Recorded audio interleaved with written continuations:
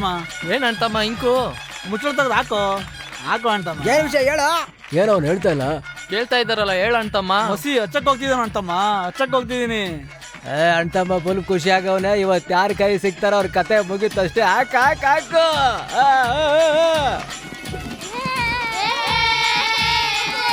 ಇವರೆಲ್ಲ ಯಾರು?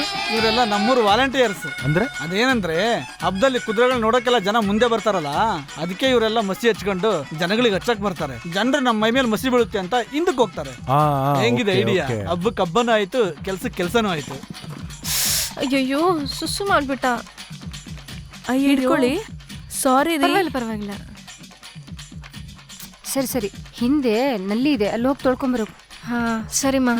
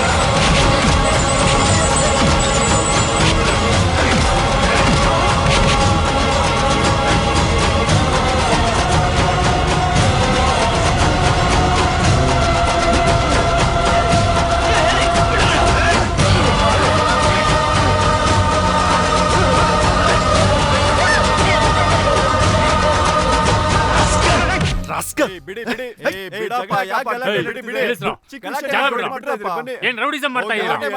ಕೆಲಸ ನೋಡ್ಕೊಳ್ಳಿ ಹೋಗಿ ಯಾಕೆ ಮಾಡ್ತಾ ಇದ್ರಿ ಚಿಕ್ಕ ಗಲಾಟೆನಾ ಹೋಗಿ ಕೆಲಸ ನೋಡ್ಕೊಳ್ಳಿ ಹೋಗಿ ಏನ್ ನಡೀತಾ ಇದೆ ಇಲ್ಲಿ? ಅಯ್ಯೋ ಹಾ? ಸ್ವಲ್ಪ ಜಾಗ ಬಿಡಿ ಯಾರಾದ್ರೂ ಜಾಗ ಒಬ್ರು ಬಿಡಿ. ಹೇಳಿ ಸಾಯಿರೋ ಇಲ್ಲೇನ್ ನಡೀತು ಅಂತ. ಏನ್ ನಡೀತು ಅಂತ ಗೊತ್ತಿಲ್ಲ ನೀವು.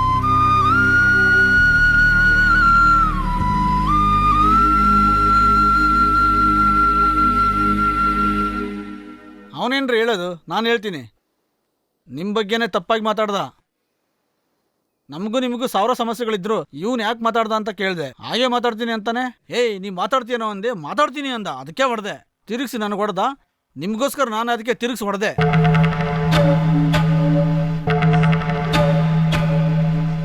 ಏನಪ್ಪ ಅವನು ಹೇಳೋದಲ್ಲ ನಿಜನಾ? ಬಾಯ್ ಬಿಟ್ಟು ಹೇಳಪ್ಪ ಏನ್ ನಡೀತು ಅಂತ. ಅಯ್ಯ ಇವ್ನು ಮಾತಾಡದೆ ನಿಂತಿದ್ರಲ್ಲೇ ಗೊತ್ತಾಗಲ್ವಾ? ಇವ್ನು ಹೇಳಿರ್ತಾನಯ್ಯ. ಅವ್ರ ಊರಿಗೇನೆ ದೊಡ್ಡ ಮನುಷ್ಯರು, ಇವನ್ ಯಾರು ಅವ್ರ ಬಗ್ಗೆ ತಪ್ಪು ಮಾತಾಡಕ್ಕೆ? ಇವ್ರ ಹತ್ರ ಏನ್ ಮಾತಾಡ್ಕೊಂಡು ನಿಂತ್ಕೊಳ್ಳೋದು? ಹೊಡ್ದು ಸಾಯ್ಸ್ರಯ್ಯ.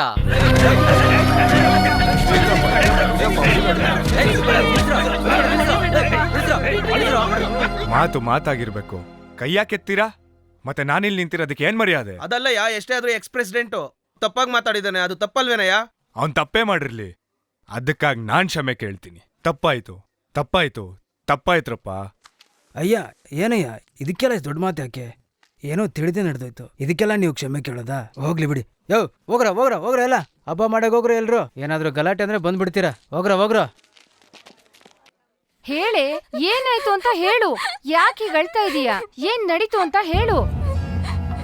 ನಿಜ ಹೇಳು. ದೇವಸ್ಥಾನದ ನಲ್ಲಿ ಹತ್ರ ಹೋದಾಗ ಜೋರಾಗಿ ಕಿರ್ಚಿದೆ.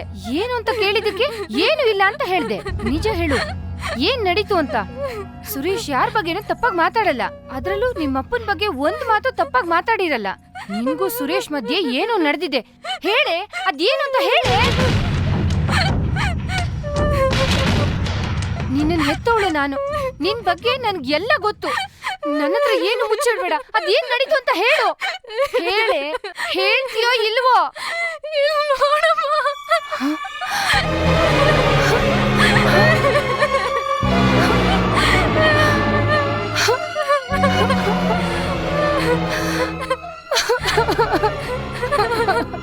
ಮುರುಗೇಶ ಅಪ್ಪ ಮೇಲಿರೋ ಕೋಪಕ್ಕೆ ಈ ತರ ಮಾಡ್ಬಿಟ್ಟ. ಇದೆಲ್ಲರಿಗೂ ಗೊತ್ತಾದ್ರೆ ನನಗೆ ಅವಮಾನ ಆಗತ್ತೆ ಅಂತ ಸುರೇಶ್ ಇದೆಲ್ಲ ಮುಚ್ಚಿಟ್ಬಿಟ್ಟಮ್ಮ. ಇದೆಲ್ಲ ಗೊತ್ತಾಗ್ದೇನೆ ಅಪ್ಪನ ಕಡೆಯವರು ಸುರೇಶ್ನ ಹೊಡೆದ್ಬಿಟ್ರಮ್ಮ.